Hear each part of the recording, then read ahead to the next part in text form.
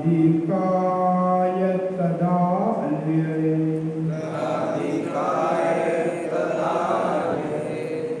कृष्णाय कृष्ण भक्ताय तद्भक्ताय नमो नमः। तद्भक्ताय नमो नमः। ओम नमो भगवते वासुदेवाय। ओम नमो भगवते वासुदेवाय।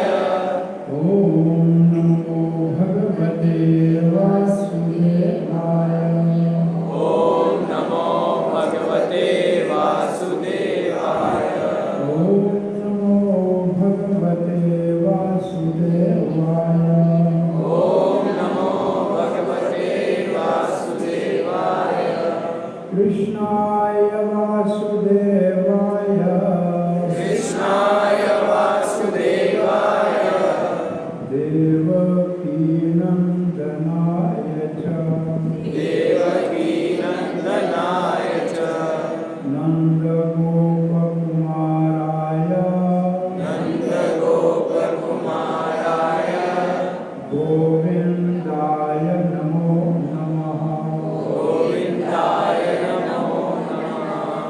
जय श्री कृष्ण चैतन्य जय श्री कृष्ण चैतन्य प्रभु नित्यानंद प्रभु नित्यानंद श्री अद्वैत श्री अद्वैत गदाधर गदाधर श्रीवास आदि श्रीवासादि गौर भक्तवृंद भक्तवृंद। हरे कृष्णा हरे कृष्णा हरे कृष्णा हरे कृष्णा कृष्णा कृष्णा कृष्णा कृष्णा हरे हरे हरे हरे हरे राम हरे राम हरे राम हरे राम राम राम राम राम हरे हरे हरे हरे। हरे कृष्णा। श्री झूलेलाल मंदिर चित्तौड़गढ़ में अंतर्राष्ट्रीय कृष्ण भावना अमृत संघ चित्तौड़गढ़ के वक्त सिंधी युवा झूलेलाल सेवा मंडल के सहयोग से अज हिते भगवत गीता भगवत वाणी भगवत गीता जे सत्संग जो आयोजन कयो आहे। तव्हां सभु प्रेमी श्रद्धालु जेके हिते आया आहियो उन्हनि सभिनी जो दिलि जी गहराइनि सां भली ख़ार चई स्वागत करियो था।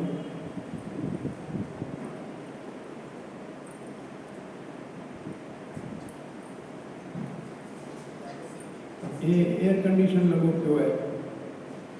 तव्हां सभिनी वटि फ़ोन आहे। जॾहिं बाज़ार मां तव्हां ख़रीददा आहियो त हिन सां गॾु हिकिड़ो किताबु मिलंदो है ना। भाई जब खरीदते हैं कोई चीज़ मशीन तो उसके साथ किताब मिलता है ना। वो क्यों मिलता है? उनमें क्या लिखा है? कैसे इसको इस्तेमाल करना है, कि इनके हलाइणो है, छा करणो है, उसको चलाने का। लेकिन मैं दूसरी बात आपसे अगर पूछूं तो उस किताब को खोल के कभी कोई पढ़ता है क्या? हाँ, केर पढ़ दो होंगे तो छा सरकार छा कंपनी एडो सुठो रंगीन किताब जो छापा क्या वो बेकार में छापा क्या? उसका कोई तो माना होगी ना। लेकिन हमारी बुद्धि ऐसी हो गई है कि वो किताब खोल के देखते नहीं, हम समझते हैं हमें सब पता है। ये सच है ना। लेकिन आपने देखा है उस किताब को संभाल के रखते हैं। पढ़ते नहीं है लेकिन संभाल के रखते हैं, है ना? क्यों? वारंटी है उसमें, खराब होएगा तो बदलाएंगे, है ना?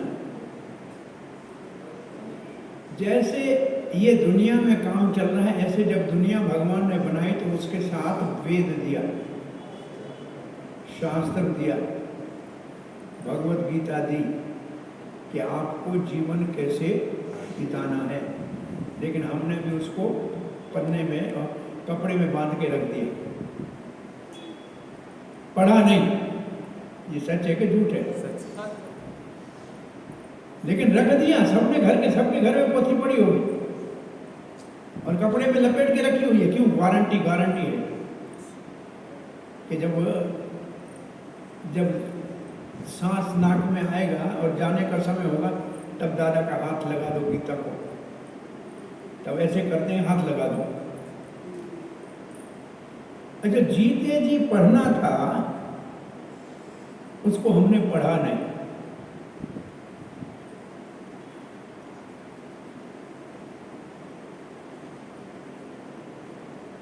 छोटा मुसलमान का बच्चा कुरान पढ़ता है बचपन में, देखा है? छोटा ईसाई के बच्चा बाइबल पढ़ता है बचपन में। ये दुर्भाग्य नहीं है कि हमारे बच्चे बचपन में गीता नहीं पढ़ते? ये दुर्भाग्य है कि नहीं है? और हम कहते हैं कि जैसे एक ज़माना था, हमारी उम्र में बैठे हैं, जब स्कूल में टीका लगाने वाला आता था ना, वैक्सीन वाला, हम स्कूल से भाग जाते थे। मालूम है? एक ज़माना था लगाते नहीं थे, डर लगता था, ज़बरदस्ती पकड़ के लगाते थे। अब हमको समझ आ गई है, बच्चा जन्म लेता है तो 6 महीने एक टीका लगा के और 9 महीने दूसरे, जाते हैं कि नहीं आप यहाँ? ऐसे जैसे टीका क्यों लगाते हैं, हम पूछते हैं लोगों से, भाई अब टीका क्यों लगाते हैं? तो कहे कि भाई बच्चे को पोलियो हो जाएगा, ड्राप नहीं पिलाएंगे, टांग टेढ़ी हो जाएगी। भाई सभी अपने आप ले जाते हैं कि नहीं? लाइन में खड़े होकर लगा के आते हैं कि नहीं? क्यों? भाई नहीं लगाएंगे तो टांग टेढ़ी हो जाएगी और टीबी हो जाएगी। तो जैसे ये वैक्सीनेशन जरूरी है, अब कोरोना की वैक्सीनेशन आई, सब लोग लाइन में खड़े होकर लगाने को गए ना, हर एक नंबर का इंतजार कर रहा था। क्यों? कि ये महामारी से बच जाए। तो ये दुनिया में एक माया की महामारी सदा चलती आ रही है और दिमाग हमारा खराब न हो जाए उसके लिए कोई वैक्सीन बनी है क्या दुनिया में? ये बचपन में सत्य शास्त्र पढ़ाना ये वैक्सीन का काम करता है। जिन बच्चों को बचपन में धार्मिक शिक्षा दी जाती है वो टीके लगाने और वैक्सीन के बराबर है। बड़े होके उनके अंदर बुरी आदतें नहीं आएंगी, उसका दिमाग खराब नहीं होगा। इसकी जरूरत है कि नहीं? हमने बच्चों के लिए घर बड़े बना लिए, बड़ी स्कूल में भी दाखिल कर दिया, खर्ची और सामान भी बहुत दे दिया, लेकिन उसके संस्कार तो दिए ही नहीं उनको। उनके चरित्र के निर्माण के लिए कुछ तो उनको शिक्षा देनी चाहिए। कभी हम बाहर के मुल्कों में लोगों को बोलते हैं कि जिनकी उम्र 40 साल से ऊपर हो गई है, उनको सोचना चाहिए कि हम दुनिया कैसी छोड़ के जा रहे हैं हमारे बच्चों के लिए। जब हम बच्चे थे तब कितना गुरुजी के लिए आदर होता था स्कूल में पढ़ाने वाले के लिए। अब कोई बच्चा स्कूल के टीचर की इज्जत करता है क्या? माँ बाप के, आप बच्चे थे तब माँ बाप के लिए घर में कितना काम करते थे। आप लोग जब बच्चियाँ थी तो माता जी के रसोई में काम करती थी कि नहीं करती थी? घर की सफाई आपकी बच्चियाँ आप कर रही कोई? हाँ, या आप अपने घर को देख लो कि जो आप करते थे आज से 30 साल 40 साल पहले वो आपके बच्चे नहीं कर रहे। क्यों? आपको संस्कार मिले थे और अब संस्कार नहीं है। तो सबसे बड़ा अभाव संसार में इस वक्त है संस्कारहीनता, जिसको कहा जाए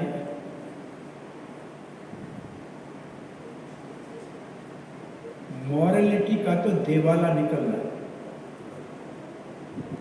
चरित्र दुनिया से ऐसे उड़ रहा है जैसे कपूर उड़ जाए या पेट्रोल उड़ जाए, ऐसे नाम निशान नहीं बच रहा। तो आखिर ये चरित्र रखा कहाँ जाए? चरित्र किसमें ठहरेगा भाई? चरित्र के अब हमको चाहिए, हम कहें कि हमारे को पानी पिलाओ तो कोई लोटा लाओगे, कोई गिलास लाओगे, कोई कटोरा लाओगे, कुछ तो लाओगे ना। तो ऐसे कोई बर्तन चाहिए ना। तो ये चरित्र कौन से बर्तन में टिकता है? चरित्र का कौन सा बर्तन है जिसमें ये टिकता है? कैरेक्टर, अंग्रेजी में कहते हैं कैरेक्टर। ये भी पुरानी कहानी है। फिर एक पुरानी कहावत है एक, ये जब हम पढ़ते थे तब हमको पढ़ाते थे, अब स्कूलों में ये नहीं मिलता है। आपने ये सुना है, wealth is gone, nothing is gone. धन गया तो कोई बात नहीं, हाथ का मैल। सुना था ये? Health is last, something is last. अगर आपका स्वास्थ्य खराब हो गया तो कुछ हानि तो होगी। और तीसरा हमको पढ़ाते थे, character is last, everything is last. आपका चरित्र चला गया तो देवाला निकल गया, कुछ नहीं बचा। अब आप बच्चों से पूछो, कोई कॉलेज में पढ़ाते हैं, आप लोगों ने पढ़ा है? आपकी उम्र में कभी ये पढ़ा है बेटा? अब देखो ये बच्चा सामने बैठा, क्या नाम बेटा? गौरव। अब गौरव नहीं तो भी 18 साल का तो हो गया, 19 का। अब स्कूल में इसको ये पढ़ाया नहीं। आज ये याद कर लो, इंग्लिश अपने टीचर से पूछना कि आपने पढ़ा था कि नहीं पढ़ा था। आपने पिताजी से पूछना, उन्होंने पढ़ा था। अगर ये अंग्रेजी का ये इसको प्रोवर्ब कहते थे और ये हमको सिखाते थे। एक ये सिखाते थे कि स्कूल के अंदर लिखा होता था, बाहर लिखा होता था, आइए विद्या पिराइए, और अंदर से लिखा था, जाइए सेवा कीजिए। देखा ना आपने, लिखा था कभी? ये लिखा होता था। अब स्कूल में ये लिखा है। अब क्या लिखा है? आइए जेब खाली कीजिए, बाहर जाइए लूट मार मचाइए। बस यही है और कुछ नहीं है। इतना बड़ा पैसा लेते हैं पढ़ने के लिए, तो बाहर जाके कहाँ से पूरा करेगा? बैंक का कर्ज लेके पढ़ना पड़ रहा है, तो पैसे कहाँ से पूरा करेगा? हमने डॉक्टरी की थी 5 साल। एक साल में 50 रुपये, 150 रुपया सरकार को देना पड़ता था फी का 150 रुपये, 150 रुपये बस। हॉस्टल फ्री थी, रोटी खाते थे वो उस वक्त में 50 रुपया कितना महीने का बिल आता। और जब फार्म भरते थे एक बार फी होती थी, तो 5 साल में हमारे सब मिला के 5,000 भी खर्चा नहीं।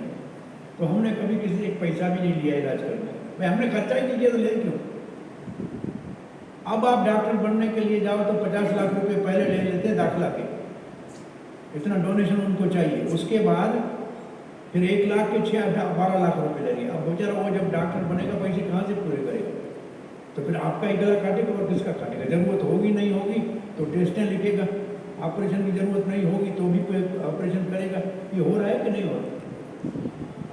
अरे मरे हुए को अस्पताल में ले जाओ, एक अस्पताल से सर्टिफिकेट ले लो कि मर गया है, दूसरी में ले जाओ दिखाने के लिए, तो 4 घंटे तो उसको लगा के रेस्पिरेटर बोला ठीक हो जाएगा, ठीक हो जाएगा। रुपया 2-4 लाख आपसे लेंगे, फिर बोले कुछ नहीं हो सकता। ऐसे बहुत से। तो ये क्यों कर रहे हैं लोगों के साथ? ये चरित्र का देवाला निकला कि नहीं निकला? अब बताइए, एक स्कूल में पढ़ाने वाला अध्यापक होता है, एक डॉक्टर होता है, जिनके पास आप बच्चे अपने देखो, पैसे से ज़्यादा आपको अपना बेटा प्यारा है ना। बच्चे को तकलीफ हो जाए तो सब पैसा लगा के उसका इलाज कराते हैं कि नहीं? उस बच्चे को हम कम से कम 5, 7, 6 घंटे रोज टीचर के पास भेजते हैं। अगर वहीं चरित्र नहीं है तो बच्चा कहाँ से सीख के आए? इसलिए कहते हैं, और डॉक्टर के पास देखिए आप जाके अपने आप को उसके हवाले करें, इस आशा से कि आपको सुखी करेगा, ठीक करेगा। और वो ही ईमानदार न हो तो आप किसको कहोगे बताइए? इसलिए हम पढ़ते थे, हमारा एक साथ में पढ़ने वाला था, वो कहा करता था 3 चीजें, 3 ये लोग भगवान को बहुत प्रिय है। कौन 3 भगवान को प्रिय है? Teacher, treater and preacher. Teacher का मतलब जो पढ़ाता है, ट्रीटर का मतलब जो वैद्य है या डॉक्टर है जो चिकित्सा करता है, और प्रीचर का मतलब जो प्रचार करता है। ये भगवान को बहुत प्रिय है क्योंकि इनके ऊपर लोग विश्वास करते हैं। देखो, टीचर के ऊपर आप विश्वास करते हो ना, पढ़ने जाते हो कि बच्चे को सुधारेगा, और डॉक्टर के ऊपर विश्वास है कि हमारा भला करेगा, और सत्संग में आते हो मंदिर में तो प्रचार करने वाले पे, गुरु के ऊपर भी विश्वास है। अगर ये ही ठीक न हो तो समाज कैसे सुधरेगा? बोलो, समाज में कैसे अच्छे लक्षण आएंगे जब ये 3 ही बिगड़े हुए हैं?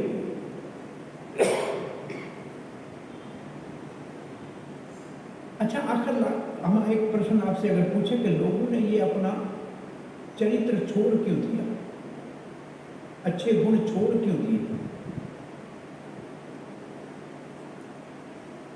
क्या कारण है? हमने आपको एक कारण बताया कि आध्यात्मिक चर्चा चली गई। इसका मतलब हमारे को कोई धार्मिक सही शिक्षा देने वाले नहीं रहे। दूसरा क्या कारण है?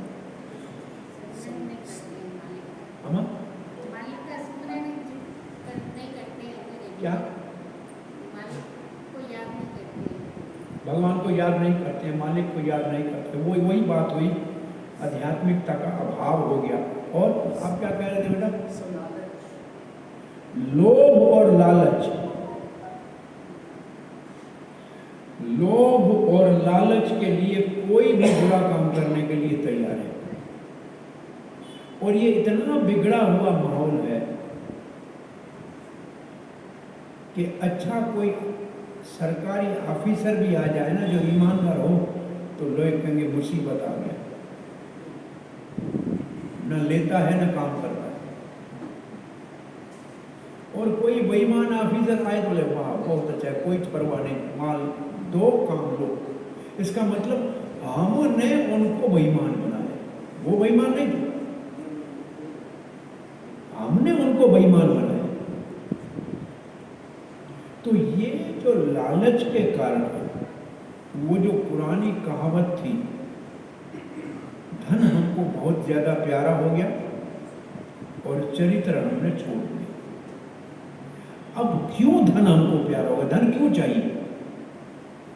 भाई आपसे ये प्रश्न पूछा जाए कि भाई आपने चरित्र छोड़ा, जैसे हम सिंधियों से पूछते हैं आपने सिंध क्यों छोड़ा? भाई मैं पूछा सिंध ने कहा सिंध छो चली, वॾा भगवान जी महिरबानी सां ज़मीनूं हुयूं, कारखाना हुआ, वॾा हुते उन्हनि कुझु हो उन्हनि खे उते अञा जाइदादूं, नाला, घर माण्हुनि जा पिया आहिनि ठहियल, महल जहिड़ा, छो छॾिया? त जवाबु ॾिननि धर्म जे लाइ। भाई उते सिंध में असांखे धर्म खे ख़तरो हो, मुल्क जा 2 हिसा थी विया, तंहिंजे करे असां मुल्क छॾियो। छाजे लाइ छॾियो पुछूं था, चवंदा धर्म लाइ। पोइ मां पुछंदो आहियां भला हिते धर्म खे संभालियो? चई हिते बि धर्म हथ में कोन आहे। भाई जंहिं धर्म लाइ घर छॾियो वो धर्म हिते ही हथ में। जिस धर्म के लिए देश छोड़ा, घर छोड़ा, अपनी सारी जायदाद छोड़ी, और यहाँ तक कि चल संपत्ति भी लोग नहीं उठा के आए थे बेचारे। उनको ये लगा कि ये थोड़ी होने वाला है, ये 2-4 दिन का झगड़ा है, खत्म हो जाएगा। वो अपने घरों के अंदर ही दबा के आए थे, कुछ साथ नहीं लाए थे, अच्छे खासे थे, उधर ही छोड़ के आए थे। बाद में लोगों को खड्डा खोदते थे तो अंदर से जमीन से जायदाद मिलती थी, कुछ नहीं लाए थे बेचारे। अगर छोड़ा क्यों? धर्म के लिए ना। तो यहाँ धर्म कहाँ है? हमने यहाँ धर्म को उधर नहीं पकड़ा। सो फिर मेरा वो दूसरा वाला प्रश्न है, हम सब धन के लिए करते हैं, चाहे चरित्र को छोड़ना पड़े, चाहे बेईमान होना पड़े, चाहे झूठ बोलना पड़े, पैसा चाहिए, क्यों? अब मेरा प्रश्न ये है कि आपको धन क्यों चाहिए? हाँ जी, धन चाहिए क्योंकि हमको सुख मिलेगा। सीधा ये है कि धन मिलेगा तो सुखी हो जाएंगे।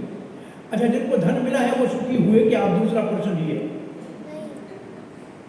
जिसके पास धन है वो सुखी है क्या? उनको नींद आती है क्या रात को?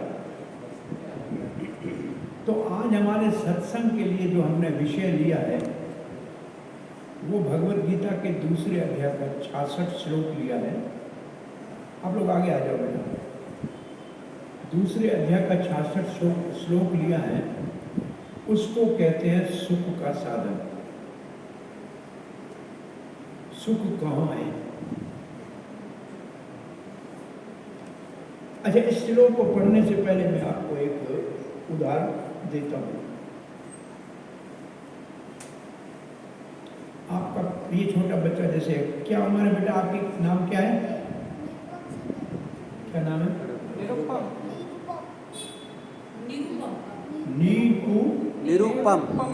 निरुपम।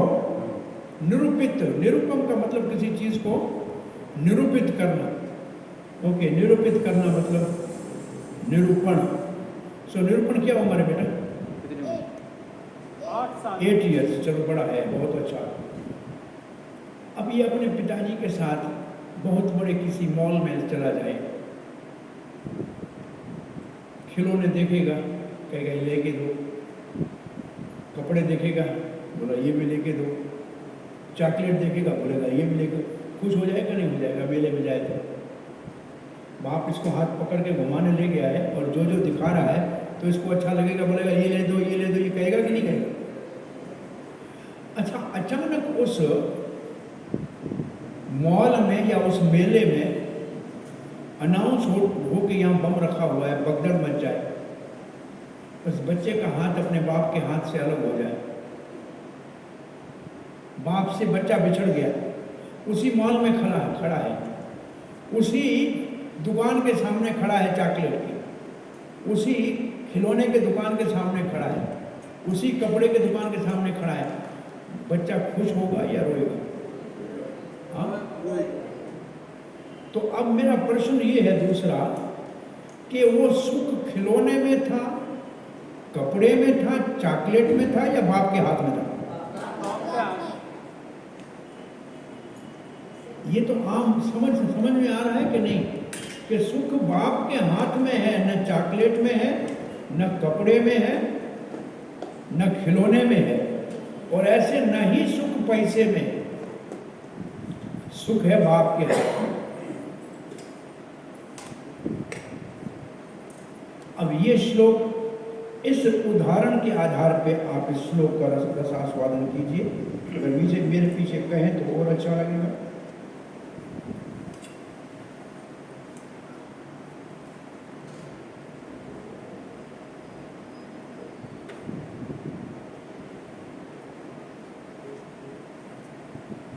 न अस्ति बुद्धि अयुक्तस्य न चायुक्तस्य भावना न चाभाव्यन्तः शांति अशांतस्य कुतः सुखम। अब ये श्लोक भगवान श्री कृष्ण कह रहे हैं। इस श्लोक का अर्थ बताऊं, इससे पहले वाला श्लोक बता देता हूं। प्रसादे सर्व दुखानां हानिरस्य उपजायते प्रसन्न चेतसो हेयाशो बुद्धि पर्यतिष्ठति। प्रसादे सर्व दुखानां, सारे दुख नाश होंगे कृपा से। प्रसाद का मतलब होता है कृपा। भगवान की कृपा से सब दुख शांत हो जाएंगे। प्रसादे सर्व दुखानां हानिरस्य उपजायते, जो उससे हानि होती है, हानि ही समाप्त हो जाते हैं। कब? प्रसन्न चेतसा, जब हमारा चित्त प्रसन्न है। इसका अर्थ है कि दुख हमारे को कहाँ महसूस होता है? दुख का अनुभव कहाँ होता है? मन में। दुख का अनुभव होता है चित्त में। सो चित्त अगर प्रसन्न होगा, प्रसन्न चित्तस्य आशो, अगर चित्त प्रसन्न होगा तो बुद्धि बड़ी स्थिर हो जाएगी। इसका मतलब जो भगवान से जुड़ा हुआ है, भगवान की कृपा जिसको मिल रही है, उसके लिए संसार के सारे ताप बस समाप्त हो गए, दुख खत्म हो गए, अब उसका नाम निशान नहीं रहा। ऐसा प्रशांत मन वाला अपनी बुद्धि को भगवान में लगा सकेगा। अब ये श्लोक दूसरा क्या कह रहा है? नास्ति बुद्धि अयुक्तस्य, जिसकी बुद्धि भगवान से जुड़ी हुई नहीं है। युक्त का मतलब है जुड़ना, अयुक्त का मतलब जुड़ी हुई नहीं है। इसका मतलब जिसने भगवान का हाथ नहीं पकड़ा है।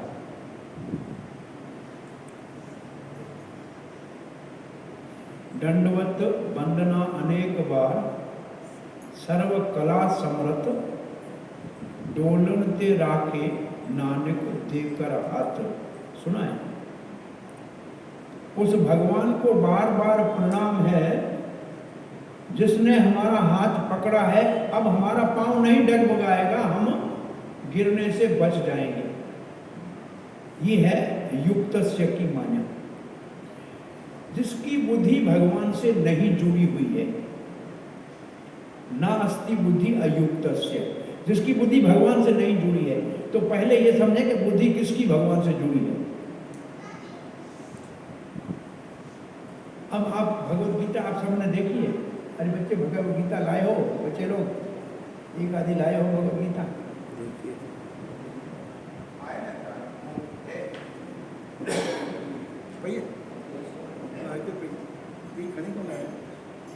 पंडित जी के पास है, दुबे जी के पास है। हमारे देखो, युद्ध भूमि में जाए बिना अस्त्र शस्त्र के जाए वो योद्धा नहीं कहलाता। प्रचार के लिए जाए बिना पुस्तक के जाए वो भी प्रचारक नहीं कहलाता। प्रचार की सफलता लोगों ने भगवान का नाम जपा और भगवान के सत्य शास्त्र को स्वीकार किया, तो हमारा प्रचार सफल माना जाएगा। क्योंकि नाम जपेगा तो हृदय पवित्र होगा, पुस्तक लेगा तो उसका जीवन बदलेगा। सिर्फ आए और चला जाए उससे काम नहीं होगा। लाई लाई दुबे लाई।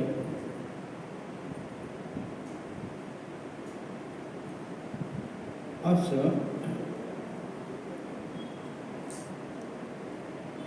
श्री पंचरत्न गीता, ये गीता पंच श्रीमद् भगवद गीता, श्रीमद् भगवद गीता श्रीमद्, मैं समझ गया, लेकिन इसमें चित्र में देखना चाहता था, वो ये पढ़ा। ये भगवद गीता का चित्र सबने देखा है? इसमें क्या है? अर्जुन क्या दिख रहा है इसमें? एक रथ दिख रहा है और रथ के ऊपर दो व्यक्ति बैठे हैं, आगे घोड़े हैं, एक व्यक्ति पीछे बैठा है, वो है अर्जुन, और एक व्यक्ति आगे बैठा है, वो है कृष्ण। देखा? और कृष्ण के हाथ में है लगाम और घोड़े हैं आगे।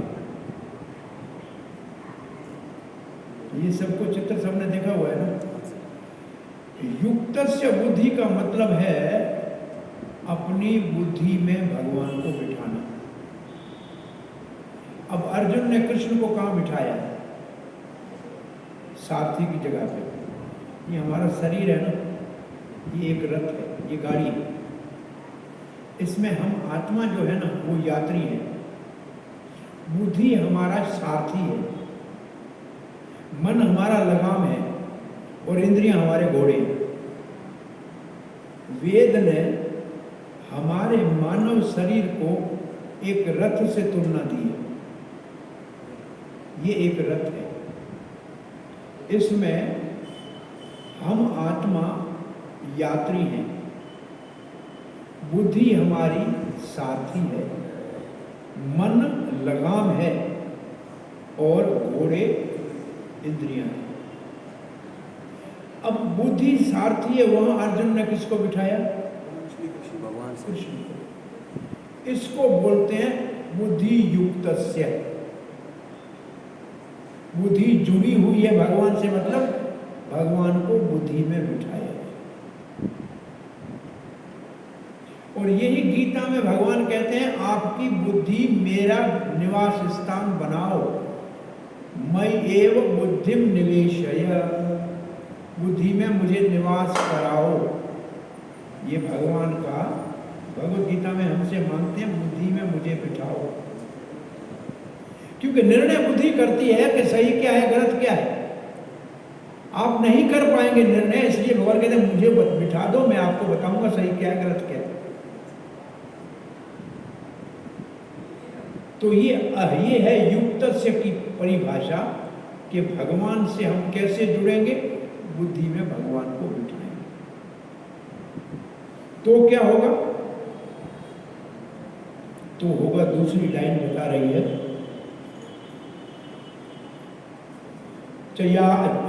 नच्चा युक्तस्य भावना। अगर हम भगवान बुद्धि में भगवान को नहीं बिठाएंगे तो हमारा मन एकाग्र नहीं होगा। अब अगर भगवान सारथी नहीं है तो लगाम कौन संभालेगा? लगाम नहीं संभालेंगे तो घोड़े उधर उधर भटक जाएंगे। तो भगवान से जुड़ेंगे तो भगवान आपके मन को सही रास्ते पे चलाएगा। तब क्या होगा? नच्चा भाव्यंत शांति। अगर आपका मन सही रास्ते पे एकाग्र नहीं है तो आप शांत नहीं होंगे।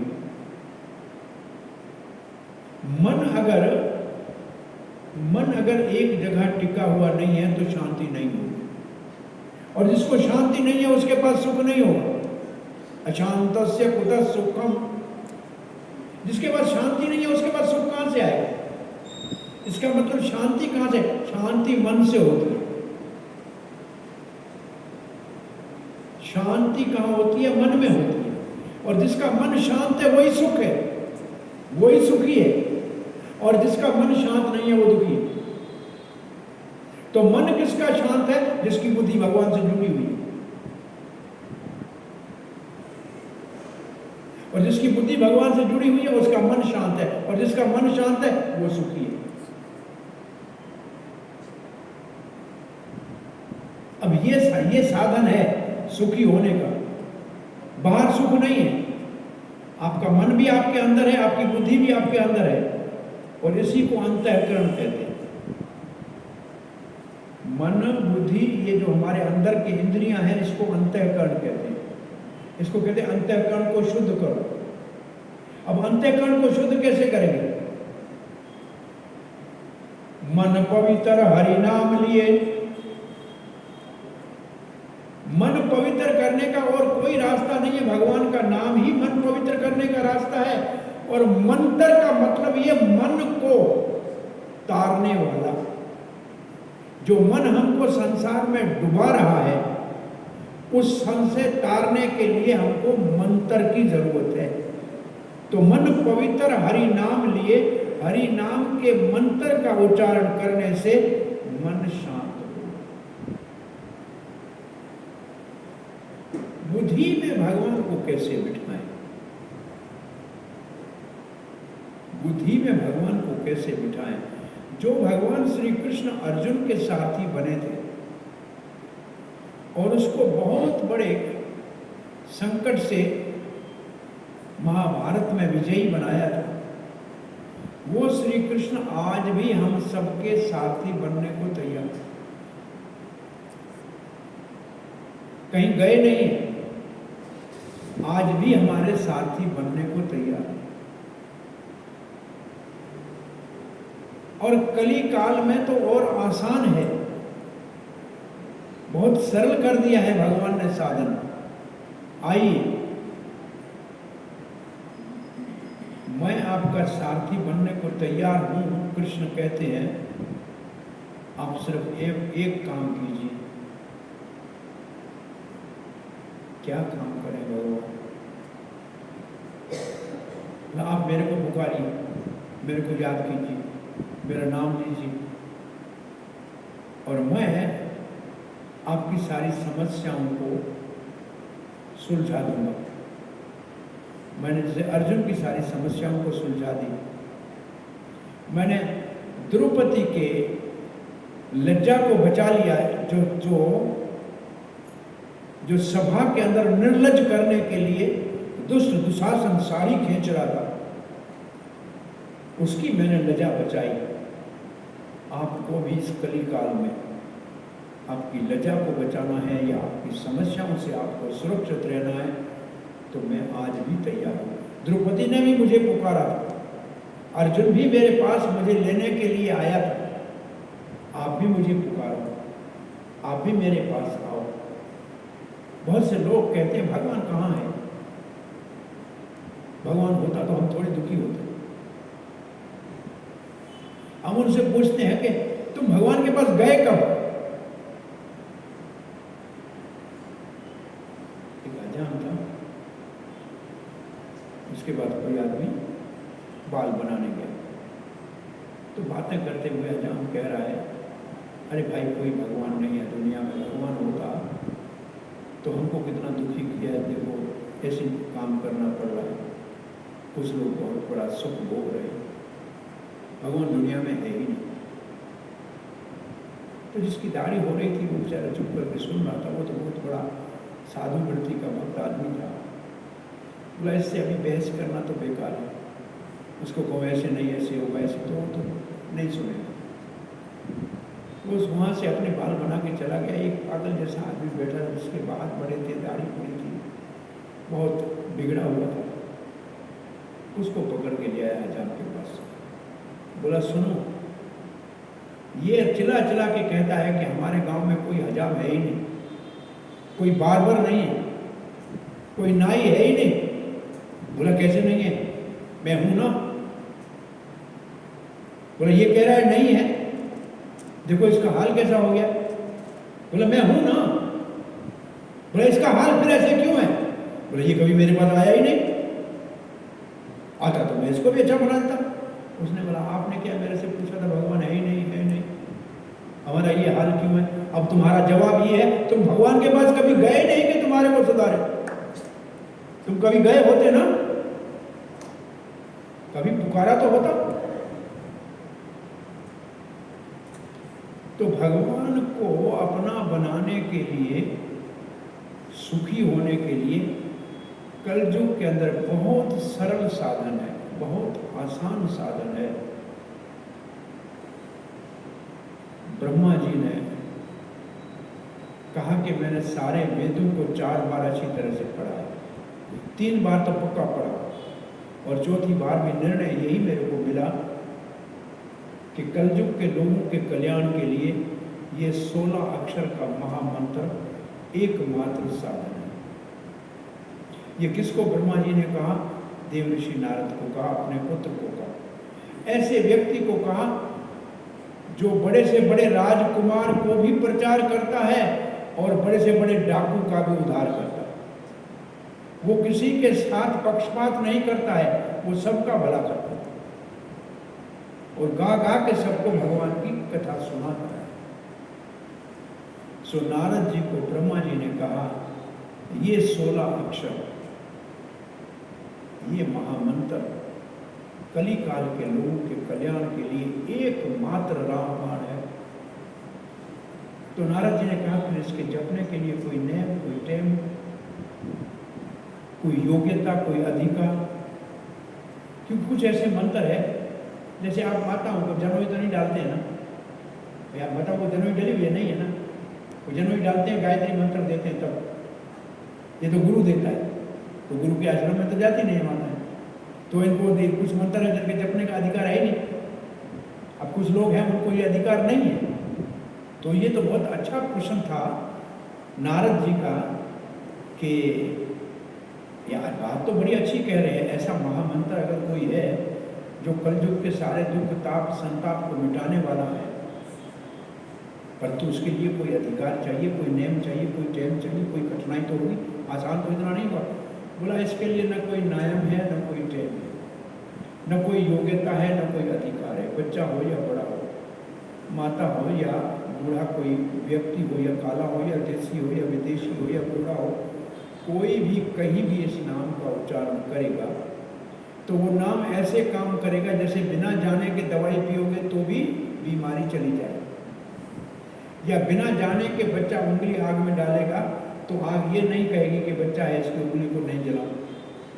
जैसे आग किसी को भी जलाती है, ऐसे मंत्र आपको पवित्र करेगा, आप इसका अर्थ जानो या न जानो।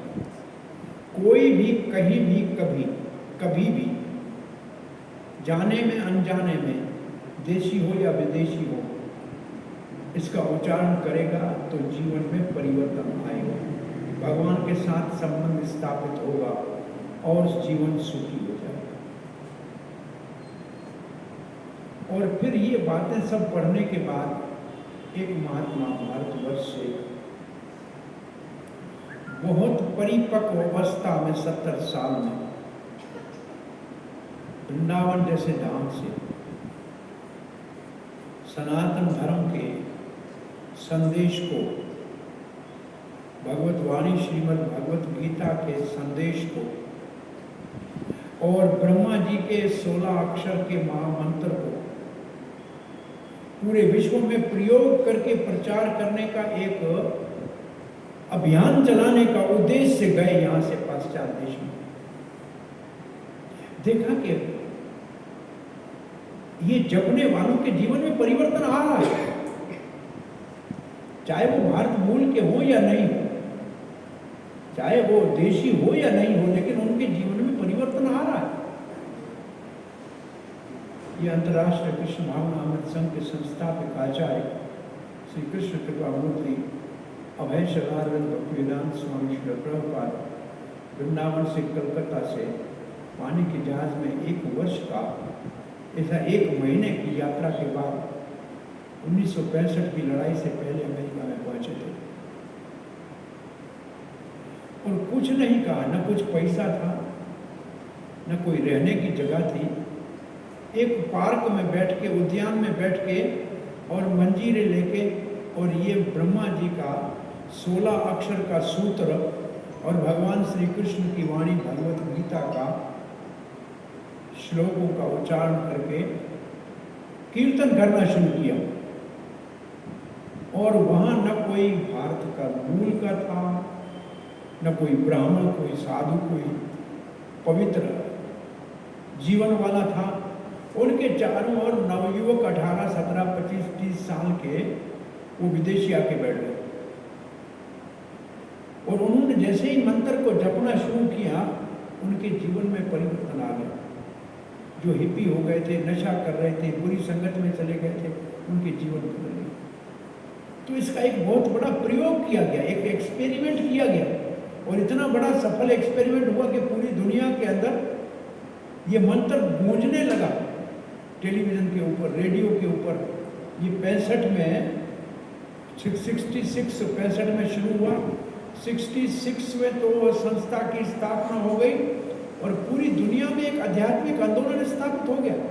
और भारत मूल के लोग जो पाश्चात्य देशों में रहे थे, जो अपने आप को गुलाम समझ रहे थे, उनको बड़ा गौरव होने लगा कि अरे ये गोरे लोग, ये हमारे वैदिक मंत्रों का उच्चारण कर रहे हैं, ये लोग धोती पहन रहे हैं, ये लोग चोटी रख रहे हैं, लोग तिलक लगा रहे हैं। इसका मतलब हमारे पूर्वज जो करते थे वो बहुत महान था। हमने मूर्खता से इन अंग्रेजों का नकल करके उन जैसा बनने का प्रयास किया, तो उनको बहुत गौरव होने लगा। अब आप अगर पूछें कि वो कौन सा मंत्र था जो ब्रह्मा जी ने नारद जी को दिया और नारद जी ने परंपरागत मार्ग के आगे चलते हुए इस मंत्र का प्रयोग भारत में भी अनादिकाल से होता आ रहा है, और जहाँ हो रहा है वहाँ बहुत अच्छा परिणाम इसका निकल रहा है। और ये मंत्र पाश्चात्य देश में गाया गया, गली गली में गाया गया, नगर कीर्तन किया गया, प्रभात फेरियां निकाली गई। उसका परिणाम ऐसे निकला कि पूरे विश्व के अंदर प्रभुपाद जी महाराज ने एक बार भारत में कहा था कि मैं अकेला 70 साल का वृद्ध व्यक्ति इस भारत के सनातन संदेश को लेकर पाश्चात्य देश में गया। पूरा देश इसको स्वीकार कर रहा है, पूरा विश्व इसको स्वीकार कर रहा है, सब देश इसको स्वीकार कर रहे हैं। फिर प्रभुपाद ने उस समय, ये 71 की बार का टाइम है, प्रभुपाद जी कहते हैं हम भारत में रो रहे हैं कि भारत का एक अंग भंग हो गया और यहाँ से भारत का विभाजन हो गया और एक से दो मुल्क बन गए। लेकिन प्रभुपाद जी कह रहे हैं मेरे साथ आप 5 नवयुवक आ जाओ, आप 5 नवयुवक मेरे साथ आ जाओ, हम पूरी दुनिया को हिंदुस्तान बना दें। प्रभुपाद ने ये अपनी वाणी से कहा है कि मैं पूरी दुनिया को हिंदुस्तान बना दूं। मैंने अकेले ने ये प्रयोग किया है और पूरी दुनिया इसको स्वीकार कर रही है। और आप आइए, मेरा सहयोग कीजिए, हम पूरी दुनिया को वैकुंठ बना देंगे, पूरी दुनिया हिंदुस्तान बना देंगे, पूरी दुनिया को हिंदुस्तान बना देंगे। ये पूरी दुनिया पहले भारतवर्ष के नाम से ही जानी जाती थी और कोई देश का अलग नाम नहीं था। ये पूरी दुनिया का नाम भारतवर्ष है। अब आप कहो कि आज से 100 साल पहले भारत का ये मानचित्र था कि जो आज है कि ये नक्शा था क्या? ये बर्मा भी तो भारत में था, नेपाल भी तो भारत में था, ये सिंगापुर भी भारत में था। ये सिंगापुर कहते हैं। सिंह, वहाँ देखा कि शेर गाय के साथ खड़ी है, तो महाराज वहाँ ये पूरे देश, 5 देश, इनको श्री क्षेत्र कहा जाता था। ये थाईलैंड, ये फिलीपीन, मलेशिया, इंडोनेशिया, ये पूरे का पूरा भारत था। तो भारत इतना छोटा नहीं था। वह कृष्णकालीन भारत कितना बड़ा था। बगदाद से जो नकुल और सहदेव का मामा शल्य है, बगदाद से आया था। इराक उसकी राजधानी थी, इराक से आया था। ये सारा ही क्षेत्र जो है कुरुक्षेत्र के समय में महाभारत के समय में भारत था। वो भगदत्त महाराज चाइना से आया था।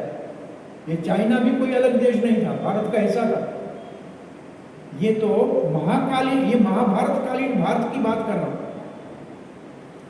श्री रामचंद्र के समय में प्रभुपाद ने कहा कि साउथ अमेरिका का तक नीचे से टनेल थी और वहां तक। अभी भी हम रशिया में जाते हैं तो अन्नपूर्णा नाम है एक जगह का। अभी अन्नपूर्णा तो भारतीय नाम है। और एक जगह हम गए, बाकू में गए। बाकू अजरबैजान की राजधानी है बाकू। तो वहाँ सूर्य खानी मंदिर है, उसके बाद पत्थर में लिखा है ओम नमो, संस्कृत में पूरे मंत्र लिखे हुए और अंदर में तिलक लगाए हुए। और कुछ एक मूर्तियां बना के रखी है कि पहले लोग आते थे यहाँ साधना करने। ये मुस्लिम देश है, पहले लोग यहाँ से वहाँ जाते थे। ये पूरा भारत था, कोई भारत इतना छोटा नहीं था। हमने संस्कार और संस्कृति छोड़ दिए। आज आप दुनिया में कहीं भी जाओ, आपको इस्कॉन का मंदिर मिलेगा और आपके पुस्तक भगवत गीता और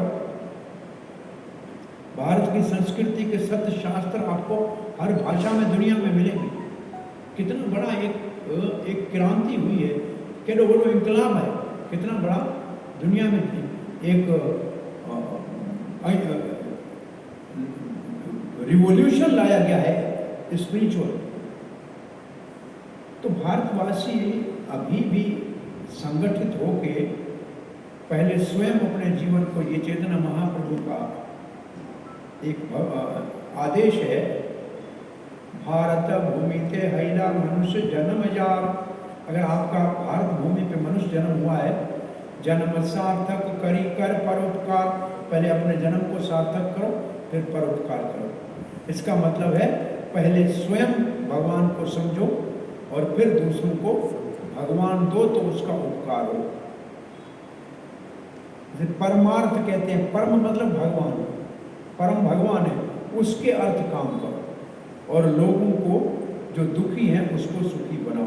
प्रभुपाद जी महाराज ने अमेरिका में जाके यही कहा, मैं लोगों को सुखी बनाने के लिए आया हूँ।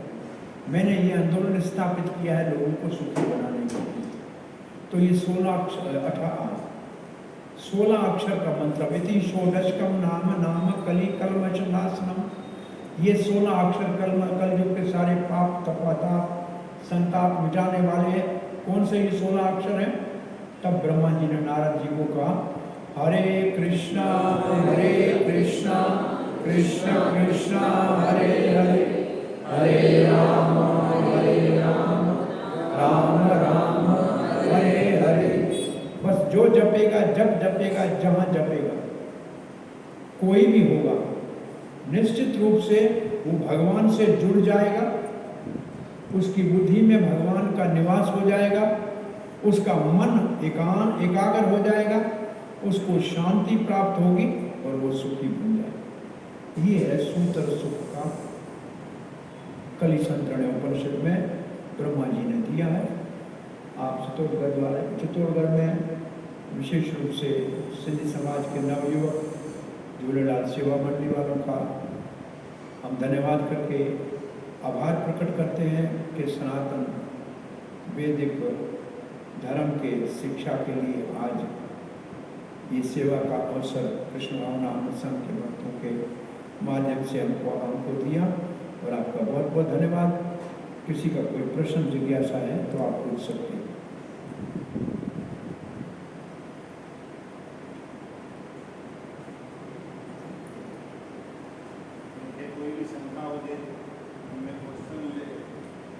केने को सवाल जे कथा थी इनते केने को सवाल हो जे, विचार हो जे, राय हो जे।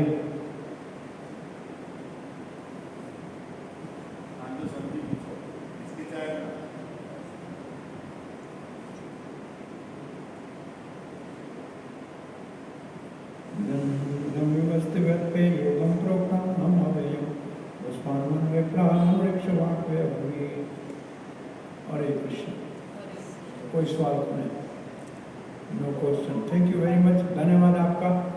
अब आपके हमको हमारे हाथ जोड़कर आपको प्रार्थना है, ये महामंत्र भगवान के साथ संबंध स्थापित करने के आप जपने का नियम बना के अपने जीवन को सफल बनाइए और सुखी हो जाइए। हरे कृष्ण।